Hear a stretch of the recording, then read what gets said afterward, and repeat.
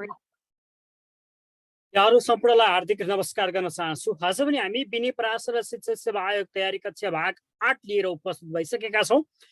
यहाँहरूले हाम्रो युट्युब च्यानललाई एजुकेसन भिजिट 2020 लाई सब्सक्राइब गर्नुभएको छ, लाइक कमेन्ट र सेयर गर्नुहुनेछ यो भिडियो भन्ने आशाको साथमा आज हामी राष्ट्रिय शिक्षा नीति 2076 को बारेमा चर्चा गर्नेछौँ। राष्ट्रिय शिक्षा नीति 2076 को बारेमा चर्चा गर्नु अगाडि तपाईले यस युट्युब च्यानललाई सब्सक्राइब गर्नुभएको छैन भने सब्सक्राइब गर्नुहुनेछ भन्ने आशाको साथमा आजको कक्षा हामी अगाडि बढाउन चाहन्छौँ भाग 8 बाट राष्ट्रिय शिक्षा नीति 2076 बाट।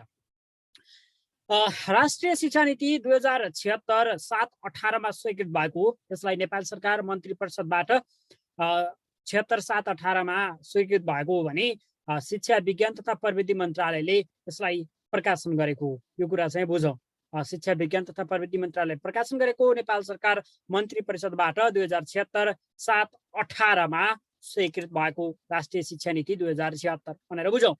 र यसको वर्तमान अवस्थाको बारेमा सरसर्ती हेरौँ। मैले यहाँ केही महत्त्वपूर्ण कुराहरूलाई मात्रै समावेश गरेको छु र अन्यथा तपाईहरुले पुरै हेर्न मन लाग्यो भने राष्ट्रिय शिक्षा नीति 2076 डाउनलोड गरेर पनि तपाईले पढ्न सक्नुहुनेछ।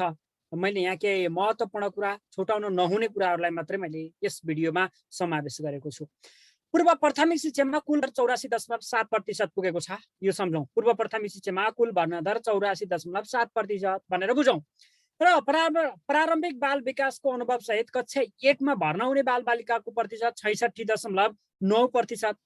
66.9% है। प्रारम्भिक बाल विकासको अनुभव सहित कक्षा 1 मा भर्ना हुने दर। र अब 1/5 को खुद भर्ना दर 96.9 भनेर सम्झौँ। 1/8 को खुद भर्ना दर 92.7% भनेर सम्झौँ। र 9 देखि 12 को खुद भर्ना दर 46.4 भनेर सम्झौँ। 1/5 को 96.9, 1/8 को 92.7 र 9/12 को 46.4% भनेर सम्झौँ। र कक्षा 5 मा टिकाउ दर 89.6% र कक्षा 8 मा टिकाउ दर 77.9% भनेर सम्झौँ। कक्षा 5 को 89.6 टिकाउ दर, कक्षा 8 को चाहिँ 77.9%। र आधारभूत तथा माध्यमिक तहमा 72,14,525 विद्यार्थी भर्ना भई अध्ययन गरिरहेका छन् भने प्रारम्भिक बाल विकास तथा शिक्षामा 9,74,000 बालबालिका अध्ययन गरिरहेका छन्। अनि लैङ्गिक समता सूचाङ्क आधारभूत तहमा 0.98 र माध्यमिक तहमा 1.01 भनेर सम्झौँ। लैङ्गिक समता सूचाङ्क आधारभूत तहमा 0.98% र माध्यमिक तहमा 1.01%।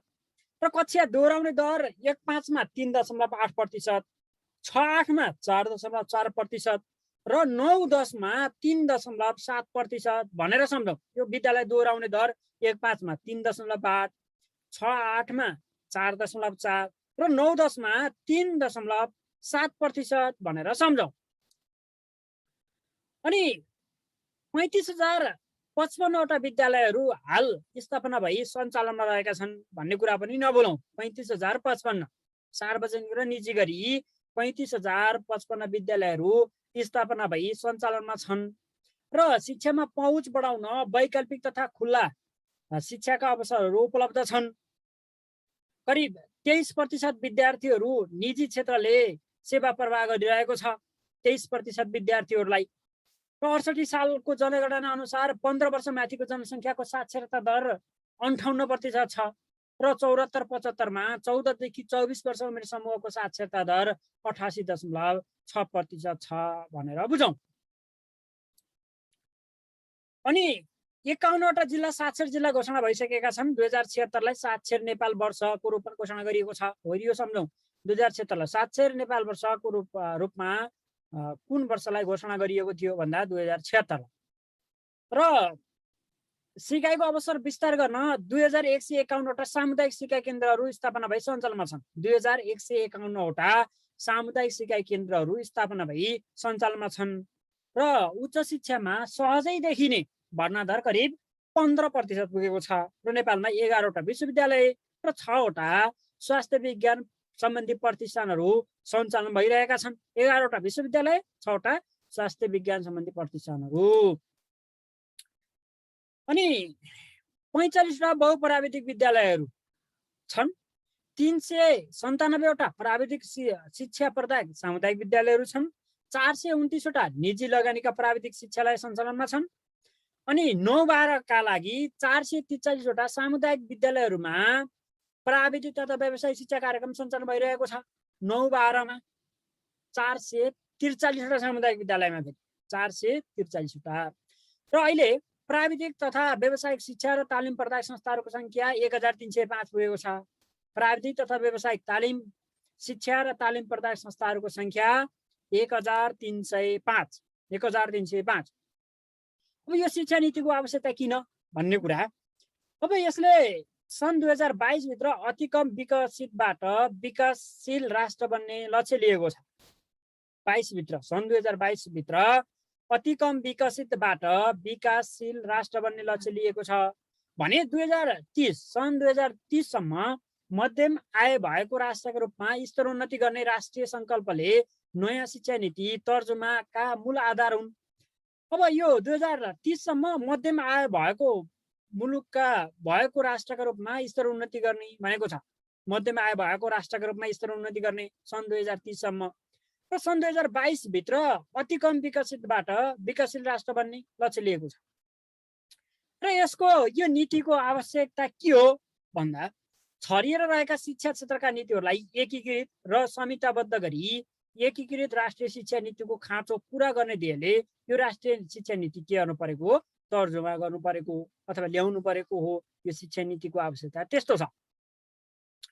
अब यो शिक्षा नीतिको राष्ट्रिय शिक्षा नीति 2076 को दूरदृष्टि यो जान्नै पर्छ। यो लाइन पुरै घोक्नै पर्छ। दूरदृष्टि के भन्दा, शिक्षित, सभ्य, स्वस्थ र सक्षम जनशक्ति, सामाजिक न्याय, रूपान्तरण र समृद्धि भन्ने यसको दूरदृष्टि। शिक्षित, सभ्य, स्वस्थ र सक्षम जनशक्ति, सामाजिक न्याय, रूपान्तरण र समृद्धि, यो दूरदृष्टि हो। सम्झौँ, यसको लक्ष्य पनि सम्झौँ।